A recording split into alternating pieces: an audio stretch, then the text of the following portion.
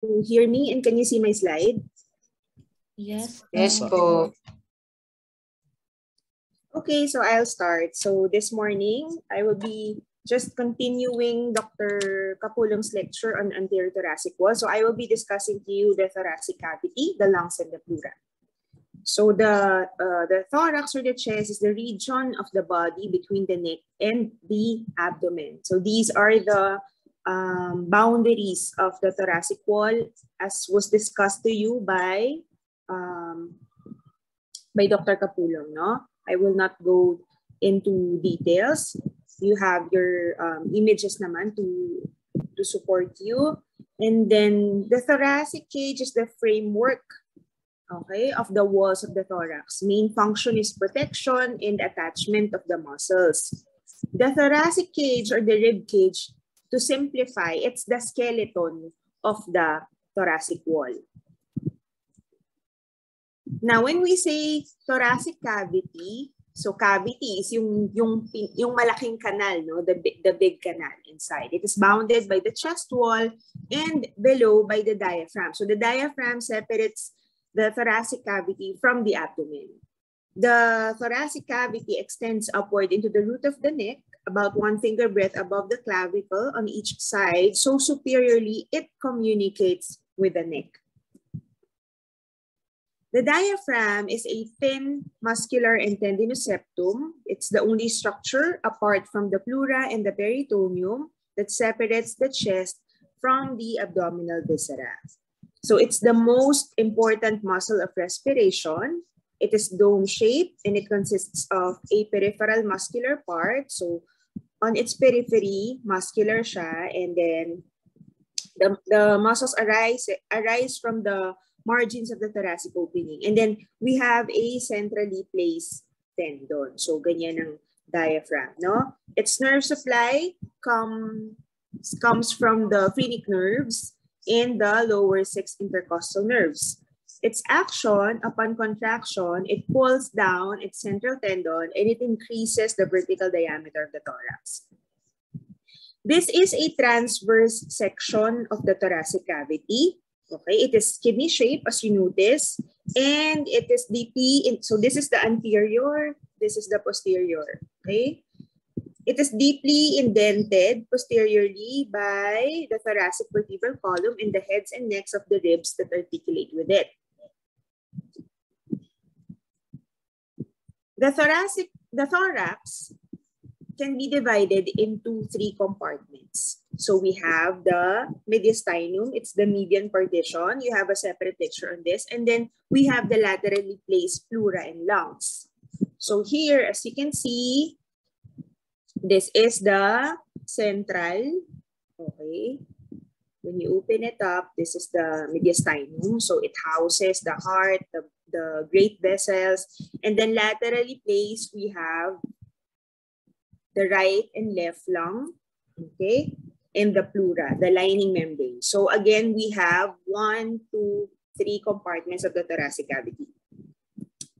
The central mediastinum contains essentially all the other structures. So, eto na yun. I will not go into detail. You can see all of these here sa mga images na pinrovide ko. And then we have the right and left pulmonary cavities. So, when we say pulmonary cavity, this is the thoracic cavity, di ba?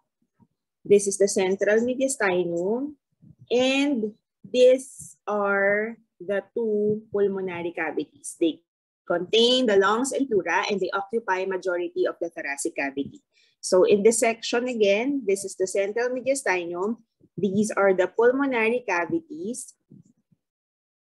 The 2 pulmonary cavities, and as a whole, this is the thoracic cavity.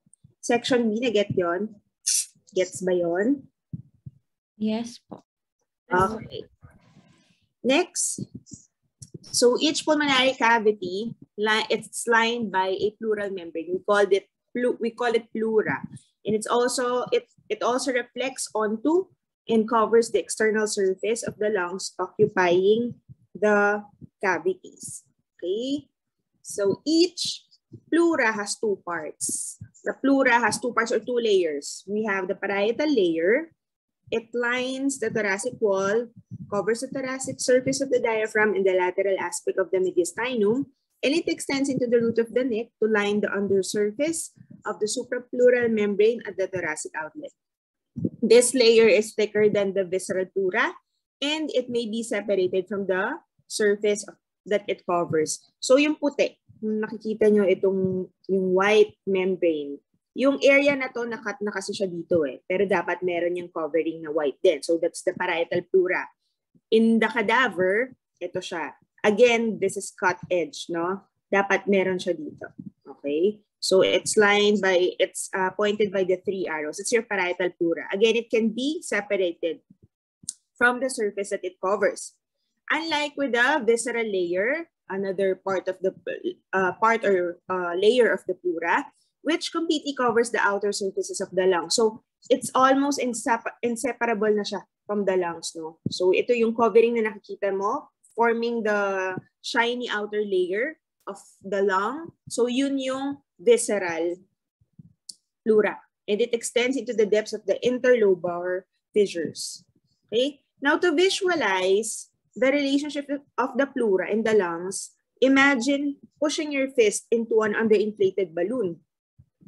So the inner part of the balloon wall adjacent to your fist, so your fist represents the lung, okay, your lung.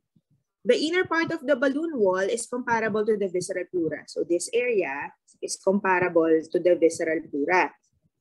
The remaining outer wall of the balloon represents the parietal pleura. So this one. But notice that they are continuous with each other. So the visceral pleura is continuous with the, the parietal pleura. Now, the space between the layers of the balloon here filled with air, but in reality, it's just a slit-like space, okay? That is, that contains only a thin layer of fluid, not air, okay? Walang air dapat dito. This is just an analogy. So, in reality, thin film of pleural fluid only, and this fluid lubricates the pleural surfaces and allows the layers of the pleura, yung parietal and visceral, to slide smoothly over each other during respiration. The surface tension of the pleural fluid provides cohesion that keeps the lung surface in contact with the thoracic wall. Consequently, the lung expands and fills with air when the thorax expands while still allowing sliding to occur. So imagine two glass plates. So parang dalawang salamin siya, dalawang glass. And then basa sila dun sa surface nila na magkadikit. Merong thin film of fluid. Kahit they slide over each other, tapos medyo may konting pull, no? May vacuum pull sila. So yun yung analogy ng visceral layer, ng parietal layer, and the thin film of fluid between them. So again, as you can see at the wrist, which represents the root of the lung, the inner and outer walls of the balloon are continuous, and they form the pleural sac. So this pleural sac, if you notice, the lung is still outside, but the pleural sac surrounds it. So yung kabuuan nito, that's the pleural sac, no? It surrounds the lung, but still the lung is outside. Just as your fist is surrounded by, but it's outside the balloon. The pleural space normally contains 5 to 10 ml only of fluid. Okay, so sabi natin, pleural space, that's the space between the visceral and the parietal layer. Okay, that's the pleural space. It contains only 5 to 10 ml of clear fluid, which lubricates the opposing surfaces of the visceral and parietal pleura. The formation of that fluid results from hydrostatic and osmotic pressure. So hydrostatic pressure, if you've learned in physio, this is the pushing force, okay? The force that pushes the fluid from the blood vessel from inside towards the outside. Osmotic pressure naman is the pull. So it's the force that pulls the fluid from outside towards the inside of the vessel.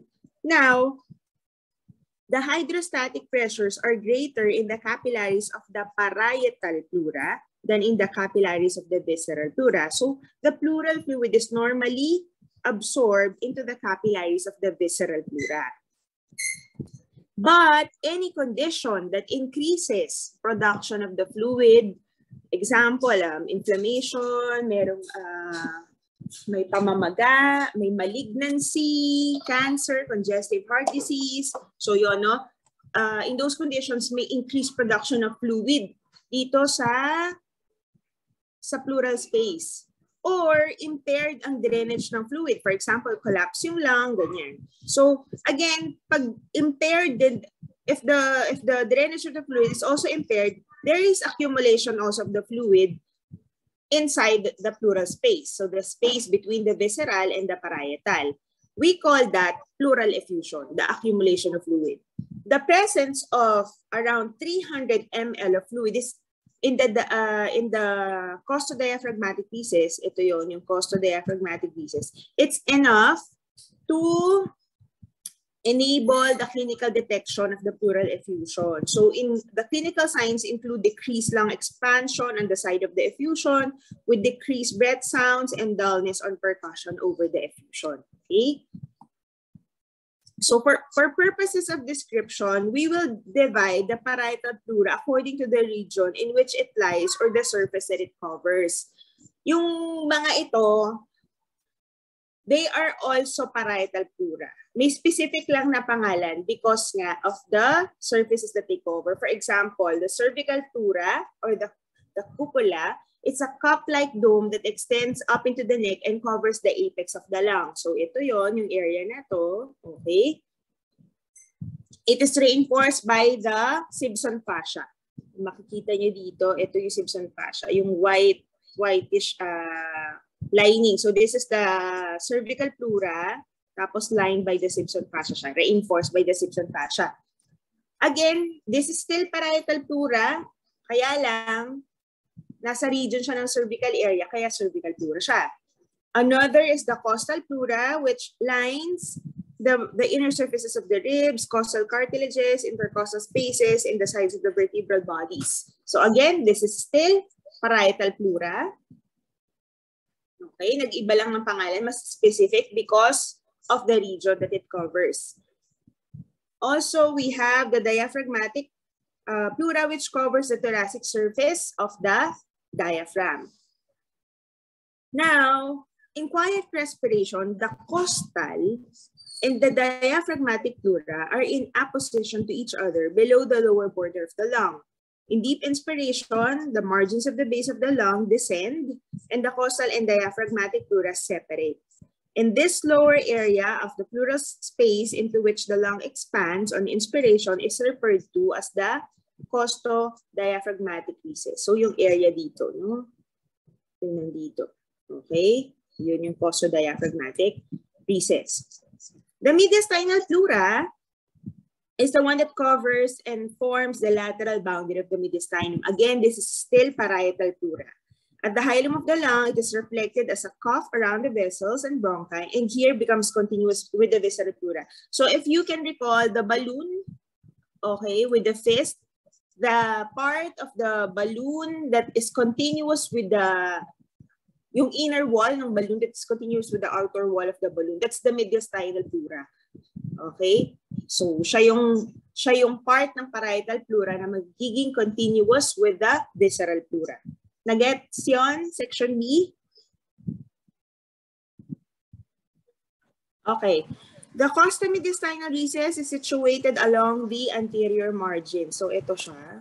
This is again a transverse section. Tapos ito ang costomediastinal recess. Yung dalawang nandito sa sulok, no? Yan. Sorry, sumobra. Yan, okay? Notice that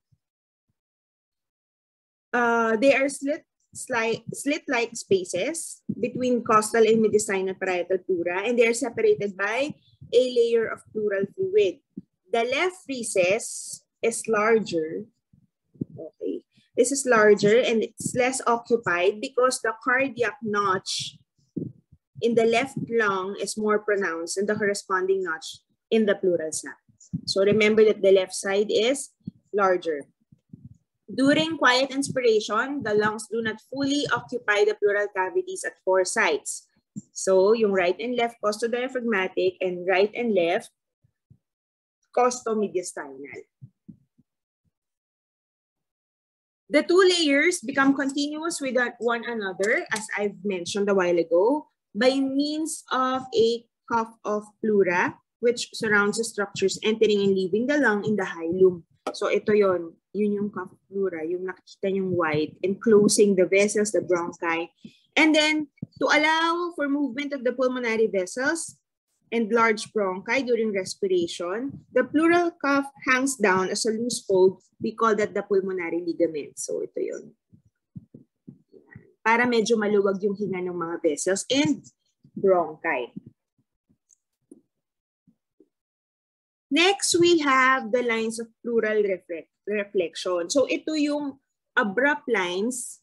In this image, they represent yung red lines, okay? So these are abrupt lines along which the parietal pleura changes direction as it passes from one wall of the pleural cavity to another. And we have 3 lines of pleural reflection. We have the sternal, the costal, and the diaphragmatic. Okay? So, division of the heart to the left side primarily affects the right and left sternal lines of pleural reflection, which are asymmetrical. The sternal lines are sharp or abrupt and occur where the costal pleura is continuous with the mediastinal pleura anteriorly. Some clinical correlation. Yung inflammation of the pleura, we call that pleuritis or pleurisy. It's secondary to an inflammation of the lung. For example, there is pneumonia. And it results in the pleural surfaces becoming coated with inflammatory exudate. So in pleural surfaces natin, parietal pleura and visceral pleural, they become coated with inflammatory exudate. And this causes the surfaces to be roughened.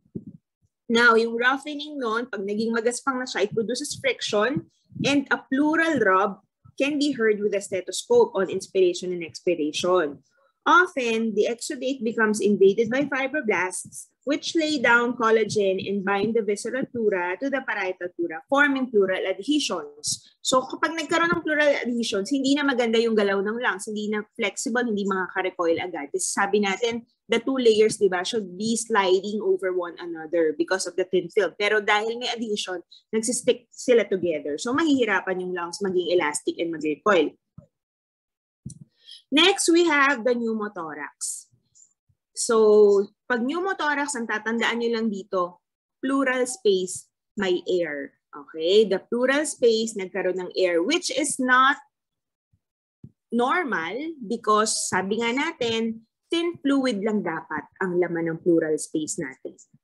Now, as a result of disease or injury, for example, stab or gunshot wound, air can enter the pleural space from the lungs or through the chest. So the air can enter either from the outside, papunta dito sa pleural space, or galing mismo dito sa lungs, pupunta siya dito sa pleural space. So dalawa yung pwedeng panggalingan ng air natin. Okay? So, a spontaneous pneumothorax is a condition in which air enters the pleural space suddenly without its cause being immediately apparent. So, spontaneous pneumothorax, bigla na lang, suddenly there's an air in the pleural space and the cause is not yet known. But after investigation, okay, usually it is found that the air has entered from a deceased lung and a bula. So, nagkakaroon tayo ng bleb or bula, okay, from a disease lang. Tapos puputok to, magra-rupture, lalabas yung air.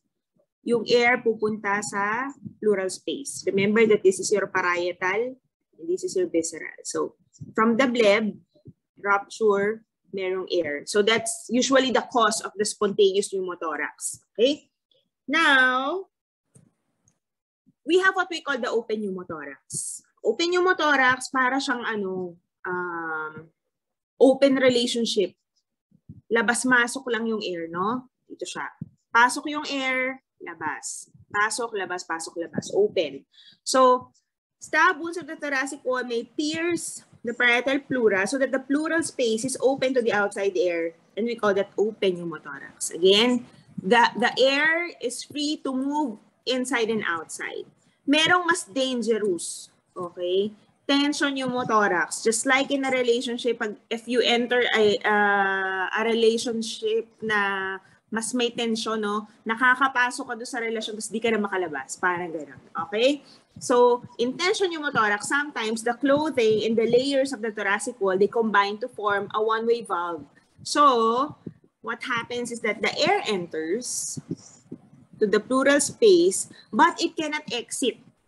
Kasi nag-form na ng valve yung clothing and yung layers ng thoracic wall. So what happens? The air inside the pleural space accumulates and pressure builds up. Now, yung pressure, it pushes the mediastinum toward the opposite side. Kasi ito nagko-collapse na because of the, this is the right lung, okay?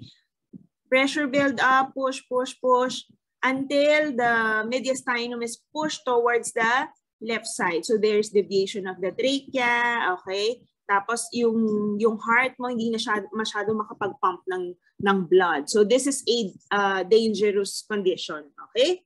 So a collapse lung is on the injured side and the opposite lung is compressed by the deflected mediastinum. Okay ba, section B? Yes. Sige. Next. So these are common terms that you will encounter, no? Air, pneumo. Fluid, hydro. So air plus fluid in the pleural space, hydropneumothorax. Air plus pus, pus is pyo. Okay, so pyo, pneumo. Pag blood, hemo. So pag air plus blood, hemo, pneumo. If there's pus only, collection of pus without air, empyema. In any presence of serous fluid, we call that pleural effusion. Okay? So fluid can be serous, can be in the form of blood or pus, and they can be drained with a wide bore needle to avoid the buildup of pressure. But if you need to drain for several days or weeks, we call that thoracostomy. So nag-i-incise na doon sa sa thoracic wall and then we insert a tube. Okay? For this one, yung needle, ang term lang natin is thoracentesis. Okay?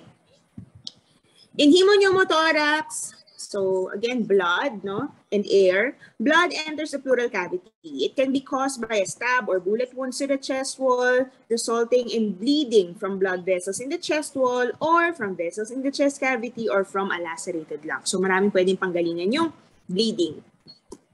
Now let's go to the tracheobronchial tree. Sublaryngeal. Sabihin, they're located na below the larynx. Okay, this is the airway which constitutes the tracheobronchial tree. The trachea is the trunk of the tree. So, ayan siya. Okay, that's the trunk of the tree. The trachea is a mobile cartilaginous and membranous tube which begins in the neck as a continuation of the larynx at the lower border of the cricoid cartilage opposite the body of C6. It descends in the midline of the neck in the thorax, and the trachea ends below at the carina. When we say carina, this is where the trachea divides into right and left main bronchi. So usually this is at the level, di ba? The sternal angle, you can palpate this, no? So this is at the level of the sternal angle. So if you palpate your sternal angle, approximately that is the location where your trachea has divided into your right and left principal bronchi. At the root of the neck, it may be palpated in the midline in the suprasternal notch. Yung trachea mismo yon. You can palpate it at the midline of your suprasternal notch. Okay? During expiration, the bifurcation rises by about 1 vertebral level, but during inspiration, it may be lowered as far as T6. So this is the size and length of your trachea.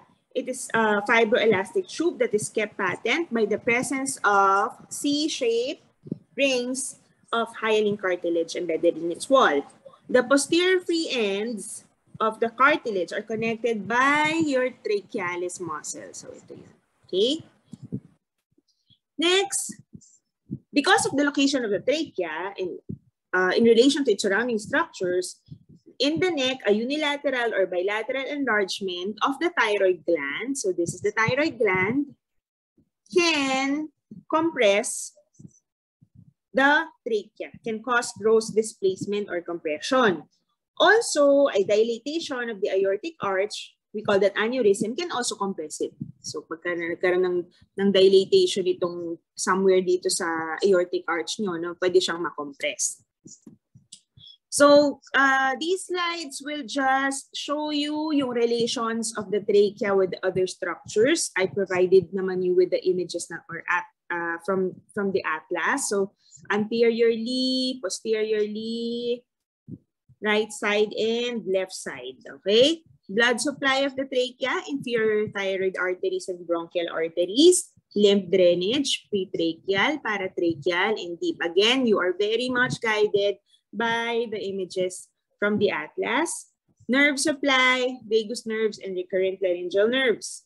Let's go to the bronchi. So sabi natin, the trachea divides, it bifurcates behind the arch of the aorta into the right and left principal or primary bronchi. Each bronchus will divide dichotomously. So paway lang ng paway yan. Trachea, tapos magdi-divide.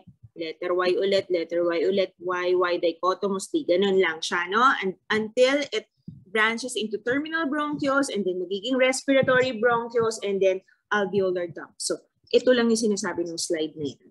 Right? Now, the right principal bronchus, this one, okay? It is wider, shorter, and it runs more vertically compared to the left. Before entering the hilum of the right lung, the principal bronchus gives off, we're talking about the right principal bronchus. It gives off the eparterial, so please take note of this, superior lobar bronchus, aka eparterial. Sa right side po ito ha, right side. On entering the hilum, it divides into a middle and inferior lobar bronchus. So, magdi-divide siya into a superior lobar bronchus. We call that eparterial. And meron din siyang middle lobar and inferior lobar bronchus. So, tatlo. Okay? Superior, middle, and inferior. Now, we go to the left. The left naman is narrower, longer, more horizontal than the right. It also gives a superior lobar bronchus, but we call it hyparterial naman. Okay? And inferior bronchus, lobar bronchus. So, dito sa right side, tatlo. Dito, dalawa lang. Pareho silang may superior lobar bronchus, but the term is different sa right.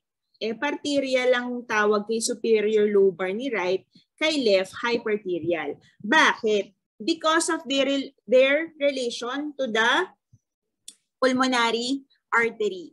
So class, please take note of this. Ito kasi yung superior lobar bronchus sa right side, no? Ito, okay. Notice that it is located above the pulmonary artery. Ito si pulmonary artery, okay? So nasa taas siya. Kaya eparterial, epi, above. Tignan nyo naman si superior lobar bronchus na left side. Ayun siya. Ito. Nasa baba siya ni pulmonary artery. Hyparterial. Nagets po, section B? Yes po, no. Okay. So again, parehong superior lobar bronchus, pero yung isa is also known as eparterial. Yung sa left, also known as hyparterial. Okay. Clinical correlation, inhalation of foreign bodies in the lower respiratory tract is common, especially in children. So ano-ano yun? Mga pins, screws, nuts, bolts, peanuts, etc. Mga ganyan, no? Or parts of the teeth during the difficult dental extraction under anesthesia. Because the right bronchus is wider and more direct continuation of the trachea, foreign bodies tend to enter the right instead of the left bronchus. And from there, they usually pass into the middle or lower lobe. Now, itong slide na to, sinasabi lang that within the lungs, the bronchi branch in a constant fashion to form the branches of the tracheobronchial tree. Note that the branches of the tracheobronchial tree are components of the root of each lung. So may branches siya ng pulmonary artery, meron siyang veins, tributaries, and bronchi. So mukha talaga siyang tree with branches. So, okay, each main bronchus divides into secondary lobar bronchi, 2 on the left, 3 on the right, each of which supplies a lobe of the lung, and each lobar bronchus divides into several tertiary segmental bronchi that supply the bronchopulmonary segment. So, ang bronchopulmonary segments, ito yon, yung different colors. Meron tayong red, ito yung red, yung blue. Each of them, we call them bronchopulmonary segment. Okay. Clinical correlation, bronchoscopy. This enables a physician to examine the interior of the trachea, its bifurcation. Again, we call that the carina and the main bronchi. Kung mas experienced na yung magpe-perform ng bronchoscopy, it's possible to examine even the interior of the lobar bronchi and the beginning of the first segmental bronchi. So hindi lang siya sisilipin, it's also possible with bronchoscopy to obtain biopsy. So you will get specimens from the mucous membrane or also to remove inhaled foreign bodies. Lodgement of foreign body in the larynx or edema of the mucous membrane of the larynx, secondary to infection or trauma, may require immediate relief to prevent asphyxiation. So minsan, merong complete obstruction. So you will need to incise, okay, tracheostomy ang tawag dyan, mag-i-incise kayo sa trachea, tapos maglalagay kayo ng tube para magkaroon ng air na pumasok. Pero syempre, if you will perform tracheostomy, dapat below siya doon sa, kung nandito yung obstruction, ang hiwa mo, sa baba ng complete obstruction, okay? Next, bronchogenic carcinoma. This cancer accounts for about 1/3 of all cancer deaths in men, but it's becoming increasingly common in women. And it begins in the mucous membrane lining the larger bronchi. So therefore, situated siya malapit dun sa hilum ng lung. So this spreads, pwedeng sa tracheobronchial and bronchomediastinal lymph nodes. So pwede siyang lymphatic spread, pwede rin siyang hematogenous spread sa blood, okay? Pwede niyang ma-involve yung recurrent laryngeal nerves, magkakos siya ng hoarseness. Kapag sa blood na siya kumalat, pwede siyang mag-spread to the bones in the brain. Some common conditions that decrease the respiratory efficiency, for example, asthma, very common ito. So ano ang kanyang pathophysio? May spasm sa smooth muscle. So ang problema dito sa asthma, the problem is you have a normal inspiration, but the expiration is abnormal because there is a reduction in the diameter of the bronchiole. So during expiration, okay, the asthmatic patient experience great difficulty in expiring because the lungs become greatly distended and the thoracic cage becomes permanently enlarged. Kaya nagkakaroon ng barrel chest. Okay? So yon ang problema. Na normal inspiration, pasok ng hangin, hindi ka maka-expire. So yung hangin, it accumulates lang inside your lungs, causing your barrel chest. And also, there is a ineffective coughing. So hindi mo ma-expel yung mucus. So that's what happens in asthma. Now, let's go to the lungs. These are the vital organs of respiration. Main function is to oxygenate by bringing inspired air into close relation with the venous blood in the pulmonary capillaries. Okay? Venous blood kasi ang venous blood, siya yung oxygenated blood. Okay? When we're talking about the lungs. Healthy lungs in living people are normally light, soft, and spongy and fully occupy the pulmonary cavities. They are also elastic and they recoil. But kapag matanda na sa child kasi pink siya, no? With age, it becomes dark and mottled, especially yung sa ating mga nakatira sa metro, no? Yung mga city dwellers and coal miners, because the inhalation of dust particles, they become trapped in the phagocytes of our lungs. Kaya medyo mas umiitim yung lungs natin habang tumatagal. So each lung has an apex, it has a base, Meron siyang 2 to 3 lobes. So this is the right lung and this is the left lung. So sa right lung, meron tayong 1, 2, 3 lobes kasi meron tayong dalawang fissures. Okay? Sa left lung naman, we have 1, 2 lobes kasi isa lang yung fissure natin sa left lung. Okay? It has, the lungs have an anterior border. Kapag yung anterior border, thinner siya. Okay? Tapos, the anterior border of the left lung, okay? Remember this, yung anterior border ng left lung, ito siya. It contains the cardiac notch. That's an indentation consequent to the deviation of the apex of the heart to the left side. And this notch primarily indents the antero-inferior aspect of the superior lobe. Remember that the cardiac notch is located at the superior lobe of the left lung. Okay? This indentation often shapes the most inferior and anterior part of the superior lobe. Also, we call that the lingula, which extends below the cardiac notch and slides in and out of the costomediastinal recess during respiration. Note that the anterior borders are thin. Okay? Ito yung sa right lang, ito yung sa left lang. Tapos yung posterior border nila, makapal and blunt. Okay? There. The costal surface of the lung is large, smooth, and convex. Okay? The posterior part is related to the bodies of the thoracic vertebra.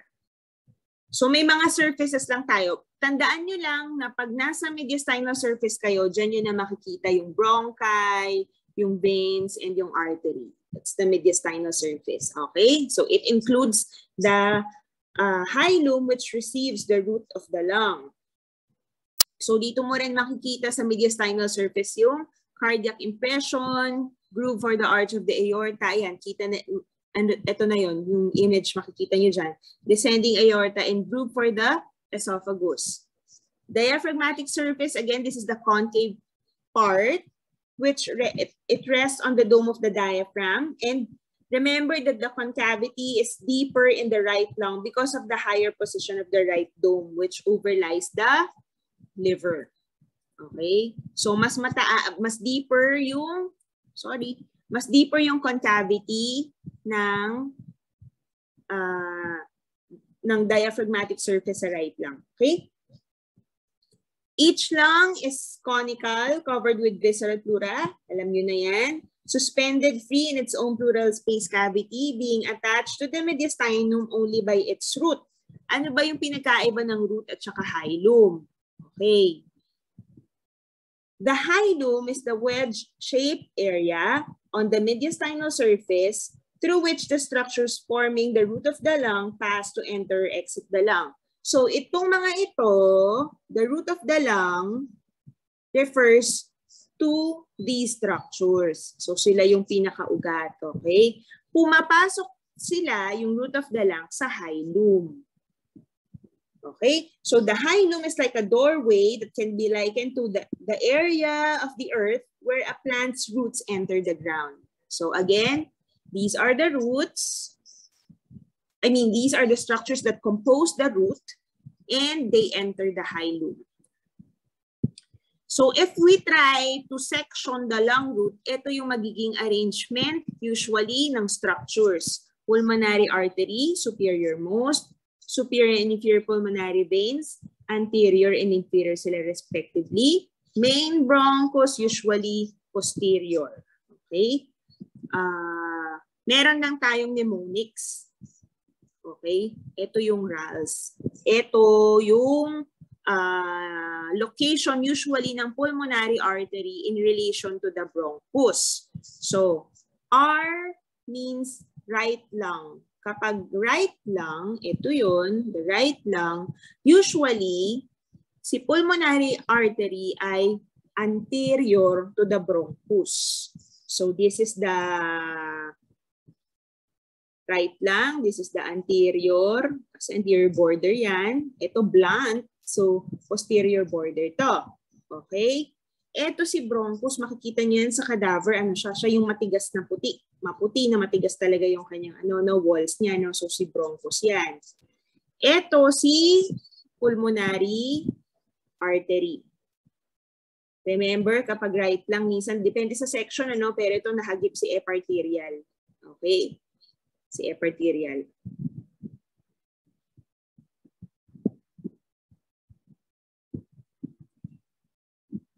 Ay, hindi pala niya nahagip dito. Sorry. Ito lang, isa lang. So, ito, si pulmonary artery, branches lang to ng pulmonary artery. Remember that anterior sila kay bronchus. Okay?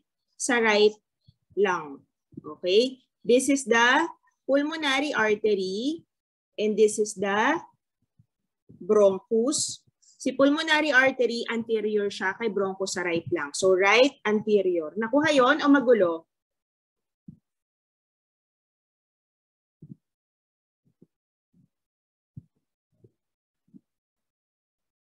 Okay. Sa left lung naman, so this is your left lung.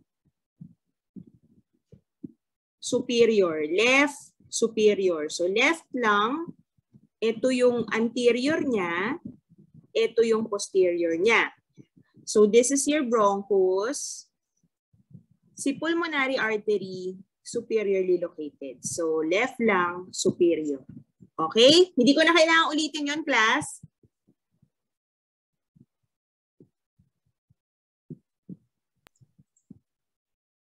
Okay yun? Okay, sige. Next, to visualize the root of the lung. So imagine lang na meron kayong oversized na sweater. Okay, the root of the lung is the forearm. And then the sleeve represents the pleural sleeve surrounding it. And then the pulmonary ligament is comparable to the slack of the sleeve that hangs from your forearm, and your wrist, hand, and abducted fingers represent the branching structures of the root. So parang ganito yung itsura niya. Okay? Next, sinasabi lang dito that the level of the inferior border of the lung changes during inspiration and expiration. The right lung is usually larger and heavier, shorter and wider because of the right dome of the diaphragm is higher, and the heart and pericardium bulge more to the left. So, relatively straight ang anterior border ng right lung as compared to your left lung because of the cardiac notch nga, no? Okay. We've already discussed yung you can siguro independently study this. The complete description naman is here, no? Yung oblique fissures ng ito yung horizontal and oblique. Nandito lang yung detailed description niya. Nabanggit ko na yan sa inyo. Also with the left lung, it only has one fissure, the oblique fissure. Okay. This slide is just telling you, you don't have to memorize all the bronchopulmonary segments. This is just to tell you that each of the bronchopulmonary segment, they have their own branch, venous drainage, bronchus. So they are independent. Pag nagkaroon ng disease, and for example, this blue area, one bronchopulmonary segment, and it has to be resected, you don't have to involve the whole lung. Okay, so pwedeng siya lang, and the other bronchopulmonary segments can survive. So that's the idea of the bronchopulmonary segments. In the physical examination, the upper lobes can most easily be examined from the front of the chest, and the lower lobes from the back. But sa axilla, sa gilid, areas of all lobes can be examined. Okay? So, dito lang sinasabi, fractured of the rib, yung splinter can penetrate the lung and air can escape into the pleural space, causing a pneumothorax. And also, if, for example, nasaksak ka, yung involvement ng abdominal contents, kung nasaksak din sila, no, will depend on the phase of your respiration. Kasi diba, it changes in the level, yung position ng lungs natin and abdominal contents, whether we inhale or exhale. So the change in the position will affect if involved yung upper abdominal viscera mo when you get stabbed. Okay? Okay.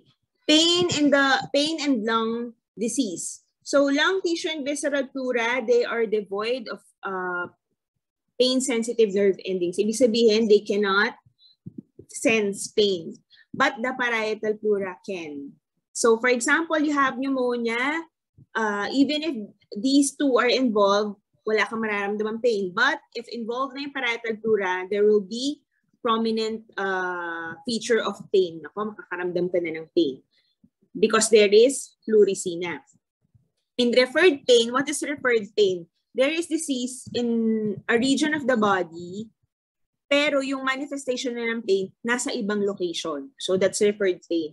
And the explanation of that is because they have the same nerve supply. So for example, the lower part of the costal parietal pleura receives its sensory innervation from the lower 5 intercostal nerves. So these same intercostal nerves, they supply the skin of the anterior abdominal wall. So in effect, pwedeng mag-manifest yung pleurisy nito as pain, as acute abdominal pain. So pwede yon. Another example, kapag naman ang pleurisy mo nasa central part ng diaphragmatic pleura, which has the same innervation as that of the skin over the shoulder, pwedeng mag-manifest siya as shoulder pain. Okay, so that's it. This is just surgical access to the lungs. Na-explain ko na yan. So some diseases can cause lungs to be unable to recoil adequately. So some disease will affect inspiration, others will affect expiration. So these are the vasculature, yung blood supply, venous drainage. Okay, and this is the lymphatic drainage and the innervation. So that would be all.